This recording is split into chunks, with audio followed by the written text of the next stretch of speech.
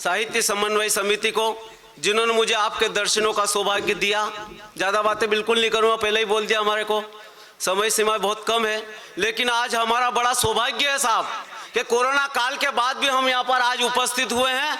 एक बार जोरदार ताली बजाकर हौसला अफजाई करें कि लोग वास्तव में कोरोना काल में लोग घरों में अटके थे, बच्चे बेचारे बालकनी में लटके थे, अंग भंग चोक चंग जैसे पुराने गेम खेलते लोग दिखे, अनपढ़ आदमी मोबाइल चलाना सीखे, अरे जिसने आटे को हाथ तक नहीं लगाया वो रोटी बनाना सीख गए, और अच्छे अच्छे पहलवान झाड़ू बर्तन पोछा लगाते दिख गए।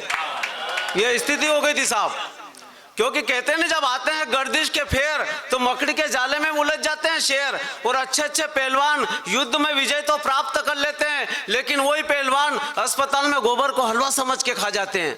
बात ये हो गई साहब। और बुरी हो गई थी स्थिति कि कोल्लू का बेल बन गए थे बेचारे पति, दिन भर हुकुम चलाती थी श्रीमती, और इसके चलते कई बापड़ों की हो गई थी सदगति। बात अच्छी लगी है, ताली वाली बजा दो एक बार।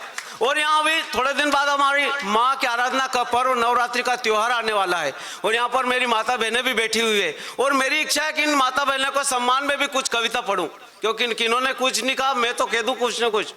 क्योंकि जब राखी सावंत ने बाबा रामदेव जी से शादी का प्रस्ताव रख दिया था साहब, तब मैंने 4 पंक्तियां लिखी थी, आज वो पढ़ने की कोशिश करता हूं कि वास्तव में राखी सावंत, अरे वो राखी सावंत, तुझे तो नारी कहते हुए भी हमें लज्जा आती है, क्योंकि तू तो नारी शब्द की महिमा को लजाती है। अरे तेरी निगाहें तो संत बाबाओं तक भी जाती है, दुनिया को मूर्ख बनाने के लिए टीवी पर स्वयंवर रचाती है, लेकिन तू ये नहीं जानती कि नारी शब्द की महिमा कितनी बड़ी है। अरे नारी शब्द के आगे तो दुनिया ही नतमस्तक खड़ी है। तब कहता हूं वास्तव में नारी नर से भारी है, वो किसी से भी नहीं हारी है। और रणभूमि में टांग टूटने पर भी लोहे की टांग लगाकर लड़ने वाली एक नारी थी। वानर सेना को गुफा से समुद्र तक पहुंचाने वाली भी स्वयंप्रभा नाम की एक नारी थी। रावण के दुर्गम किले की रखवाली करने वाली भी एक चंपत नाम की नारी थी। विज्ञान साधना के क्षेत्र में प्रमुख योगदान देने वाली भी एक लीलावती नाम की नारी थी। अरे भक्ति के क्षेत्र में नव शक्ति प्राप्त करने वाली भी एक शबरी नाम की नारी थी। और आज भी देखिए पंच पार्षद से लेकर राष्ट्रपति के पद पर भी बैठने वाली प्रतिभा पाटिल और अभी द्रौपदी मुर्मू नाम की नारी है। तब मैं कहना चाहता हूं कि वास्तव में नारी नर से भारी है, वो आतंकवाद से भी नहीं हारी है। अरे जब जब नारी पर हुआ है अत्याचार, वो बन गई है धधकती हुई अंगार। और मां भारती की लाज बचाने नारी सदियों से आगे है। जब चुड़िया वाले हाथों ने उठाई शमशीर तो अंग्रेज भी भागे हैं।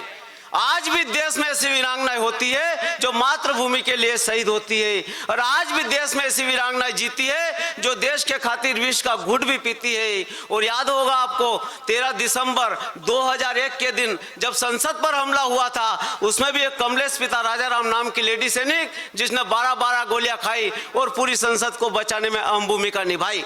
तब मैं कहता हूं कि वास्तव में आज भी देश में ऐसी वीरांगनाएं होती है जो संसद के लिए शहीद होती है। और ऐसी नारियों का तो मान होना चाहिए, सम्मान होना चाहिए। और ऐसी नारियों का तो मान होना चाहिए, सम्मान होना चाहिए। और जो न कर सके सम्मान, वो निसंतान होना चाहिए, वो निसंतान होना चाहिए। जय हिंद।